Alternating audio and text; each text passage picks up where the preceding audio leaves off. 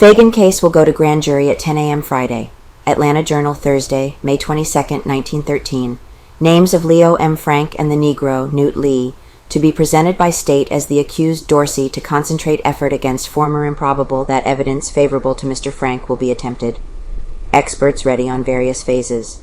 The Phagan investigation will go to the grand jury on Friday, and the state will use every effort to introduce sufficient evidence against the two suspects ordered held by the coroner's jury to secure true bills. Solicitor General Dorsey announced late Thursday that there had been no development which would change his plan to present the case to the 23 grand jurors on Friday.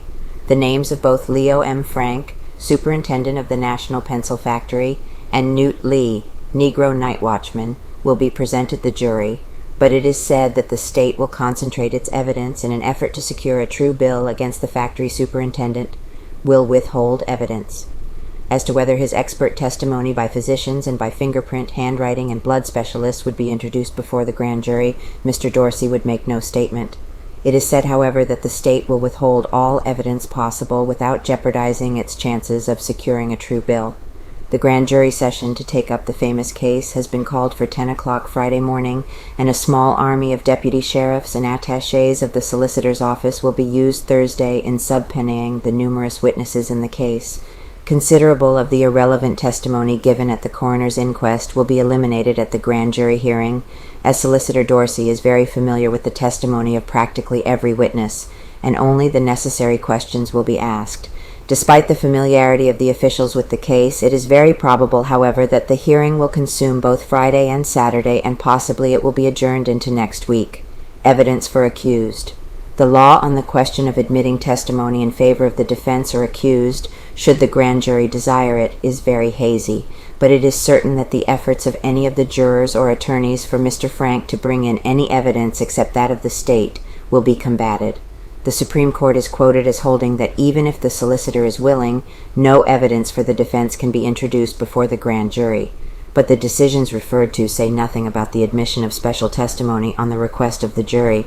However, it is considered improbable that any effort will be made to introduce testimony favorable to Mr. Frank, as a grand jury indictment is simply an accusation. It requires the vote of 12 grand jurors to secure a true bill. A session of the jury is legal if there are as many as 18 of the 23 jurors present. While it is said that the work of fingerprint experts is considered of great importance to the state, Solicitor Dorsey is authority for the statement that it has not changed the aspect of the state's case. Experts to Tisifel. Neither Solicitor General Hugh M. Dorsey nor P.A. Flack, the New York fingerprint expert, will discuss the result of their work on Wednesday, but it is said to be certain that either Mr. Flack or L.J. Fletcher, fingerprint experts at the federal prison, will be one of the witnesses if either of the two men ordered held by the coroner's jury is brought to trial on a charge of causing Mary Phagan's death. Mr. Flack was formerly in the British service in India and has made a life study of fingerprint identification methods. He declares that while here he will try to induce local bankers to adopt his fingerprint method of identification of depositors, which is now in use in a number of cities in the East. Flack gave some remarkable demonstrations Wednesday of his ability to identify fingerprints. Many handled them. Friends of the expert say that had he been called into the case at the first, he undoubtedly would have been able to eliminate any innocent suspect. Now, however, the notes found by Mary Phagan's body are so old and have been handled by so many people that it is probably that any marks of the original writer have been eliminated. By sprinkling a certain powdered preparation over a sheet of paper, Flack raises the fingerprints, which he readily identifies. Flack came here at the request of C. Irvine Walker and Austin B. Higdon of the Southeastern Banker, and probably will remain in the city for several days. Interesting in connection with Mr. Flack's work on the case is the statement of C. W. Tobey, the Burns investigator, that one of the features of the case which he has informed had been overlooked was an effort to get the slayer's finger and shoe prints. Notes in a bank now.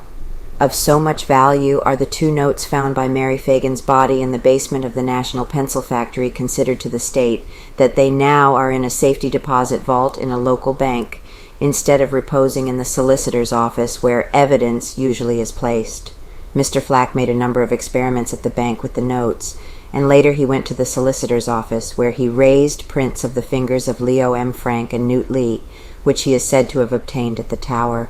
The Burns investigator declares that he has found several leads which he hopes will prove of value, but he will make no direct statement about the reported finding of a new and important witness in the case. Colonel Felder pleased. Colonel Thomas B. Felder, who employed the Burns agency to help ferret out the mystery, declares that he is well satisfied with the progress investigator Toby has made. Of course, says Mr. Felder, Mr. Toby has developed a number of matters of importance which cannot be made public at this time. I have every confidence in his ability ultimately to solve the mystery. My confidence in him has been increased as the result of his few days' work. Relative to the fund which Mr. Felder is raising by public subscription to pay the detectives, he says it is growing slowly. We have enough, he says, to keep Mr. Toby on the job for some time, but if he doesn't secure sufficient evidence to convict by the time William J. Burns returns from Europe, I hope the fund will be sufficiently increased to bring Burns himself here. Burns has never failed in a case where he took charge in person, and if the people want to see little Mary Phagan's murderer punished, I urge that they send in their subscriptions to the fund.